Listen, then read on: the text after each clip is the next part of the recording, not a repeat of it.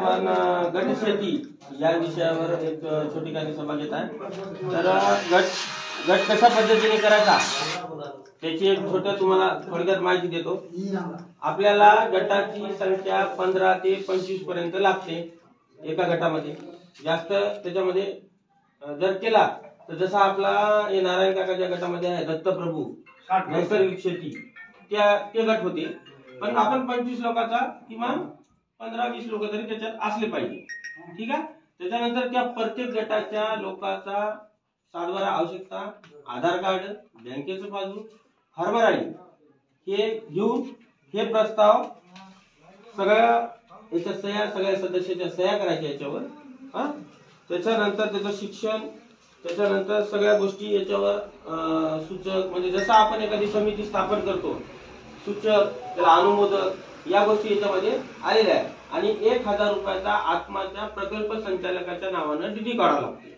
हे सगळ्याला कंपल्सरी आहे।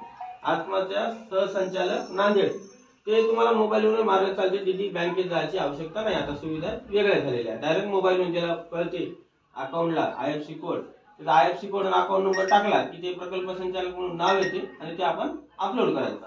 ठीक आहे।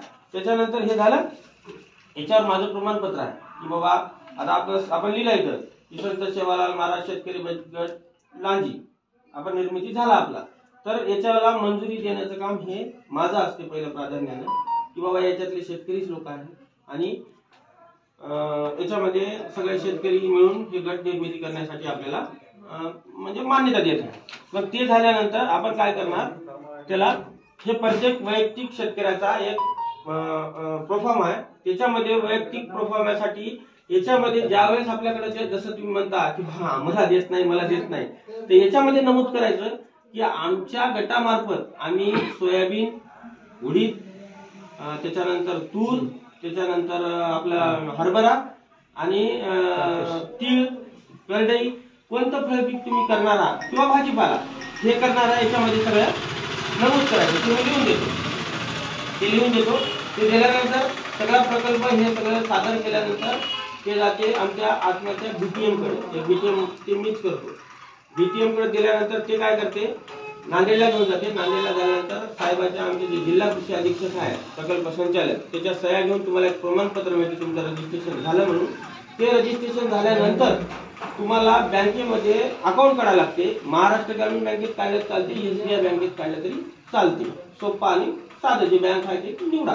आणि पॅन कार्ड काढायला लागते गटाचं। पॅन कार्ड काढायला थोडा कालावधी लागतो। तर अशा पद्धतीने हे गटशेती निर्मिती करण्यासाठी हे आपण प्रोग्राममध्ये जास्तीत जास्त झाले पाहिजे। आणि आता जवळपास आपल्याकडे 8-9 गट झालेले आहेत। आणि दुसरी त्याच्यात विशेष बाब म्हणजे कशी आहे, ज्याच्याकडे शेती नाही, भूमी शेतकरी सुद्धा आपण त्याच्यामधला एक शेतकरी याच्यामध्ये आता समजून घ्या 20 लोक आहेत।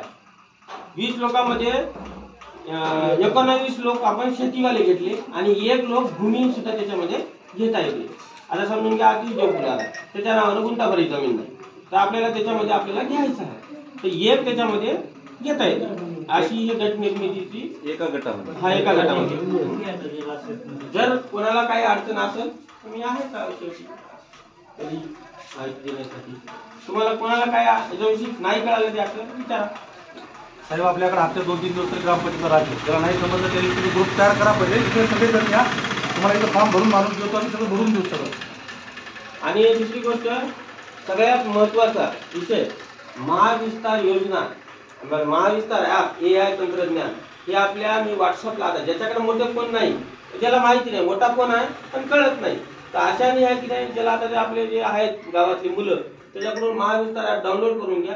आणि आता तुम्ही व्हिडिओ पाहिला असेल त्या आपल्या विद्याताईचा किंवा आतिश भाऊचा, ते त्याच्यामध्ये कोणते प्रश्न, आता हे आपल्याला पाणी आलं यावेळी, आता हरभरा पेरायचा का, हरभरा पेरायचा की नाही पेरायचा, त्याच्यावर आर्द्रता अशी आहे, हवामान असं आहे, 5 दिवसाच्या हवामानाचा अंदाज असा आहे, हे आपल्याला आपलं लांजीचं गाव हे नांदेड जिल्ह्यामध्ये 5 नंबरला आलेलं आहे। मी आणलं नांदेड जिल्ह्यामध्ये 5 नंबरला लांजीचं, कारण की इथं सगळ्यात जास्त नोंदण्या झालेल्या महाविस्तारच्या।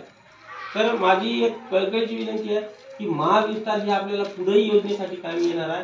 जसं की आपले नानासाहेब देशमुख कृषी संजीवनी प्रकल्प या अंतर्गत आपल्याला ज्या ज्या गोष्टीचा लाभ पाहिजे त्या महाविस्तारावरच आपल्याला अर्ज करायला लागणार आहे. अर्जाची पद्धत ही पुढे सांगतो मी, त्याच्यामध्ये अजून सुरू झालेलं नाही. पण आता ज्या ज्या गोष्टीचे तुम्हाला करायचं आहे, एखादा माहिती बा तुम्हाला माझा फोन लागला नाही, मी कधीच फोन बंद ठेवत नाही, पण लागला नाही तर मला तर अर्जंट माहिती पाहिजे, तर त्या महाविस्तार ॲपवर त्या बाबीच्या निकष आहे, त्याची कशी निवड होते ते आहे. म्हणजे तुम्हाला घर बसल्या तुम्हाला सगळी त्याची माहिती महाविस्तारच्या द्वारे तुम्हाला मिळून जाते. त्याच्यासाठी तुम्हाला अर्ज करायचा असेल तेही त्याच्यावर आहे की कशा पद्धतीने अर्ज करायचा आणि त्याचे निकष काय. आणि सगळ्यात एक महत्वाची गोष्ट म्हणजे एक अशी आहे की याच्यामध्ये नानासाहेब देशमुख कृषी संजीवनी प्रकल्पामध्ये भूमिहीन शेतकऱ्याला सुद्धा लाभ आहे.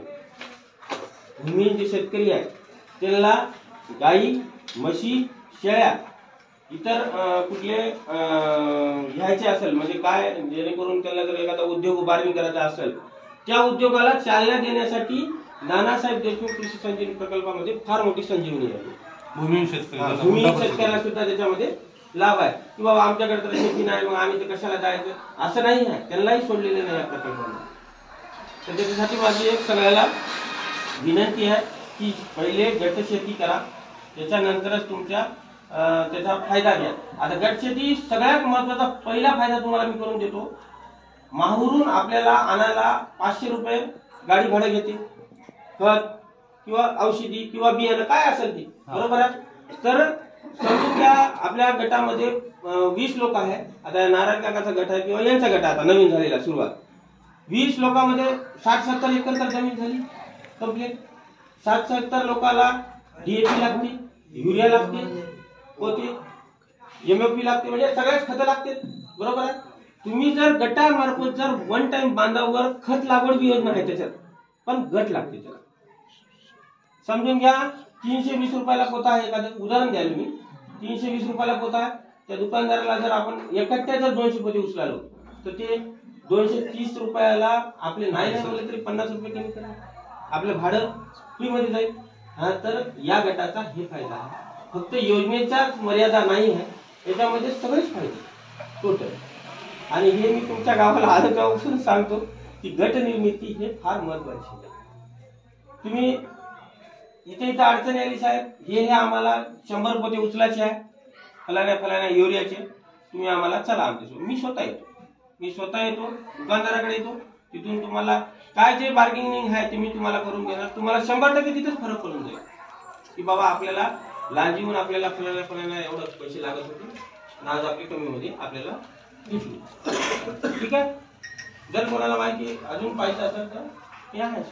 सगळ्या शेतकऱ्यांना माझी विनंती आहे की फक्त 15 शेतकऱ्याचा गट तयार करा. 7-12 होल्डिंग, तोच नकाशा, Aadhaar card, bank passbook, PAN card, हे 5 कागद तुम्ही झेरॉक्स तयार करून ठेवा. आणि मग इथं ग्रामपंचायत आपण हातीश भाऊला, गुड्डूला सांगून तुम्हाला सगळं भरून देऊ. तुम्हाला टेक्निकल माणसं भरण्यासाठी सगळ्या गोष्टी तयार करून तयार करून देतो. आणि या गोष्टी तुम्हाला शेतकऱ्यांना बऱ्याच लोकांना कळत नाही की आपण गट तयार करायचा, भरायचा कसा, कुठं खातं खोलायचं, कुठं DD काढायचं हे कळत नाही. या बाबतीत तुम्हाला ग्रामपंचायत मार्फत तुम्हाला सगळं मदत मिळेल. फक्त तुम्ही ज्या लोक ऑलरेडी गटात नाही आहे, गटात आहे ते सोडून द्या. जे गटात नाही अशाच लोकांचा तुम्ही 15 लोकांचा एक ग्रुप तयार करा. मिनिमम 15, 25, 50 तुम्हाला जसं जमते तसं तुमच्या सोयीनुसार तुम्ही तयार करा आणि आमच्याशी इथं संपर्क साधा. आम्ही तुम्हाला बाकी पुढची प्रोसेस करून देऊ ग्रामपंचायत.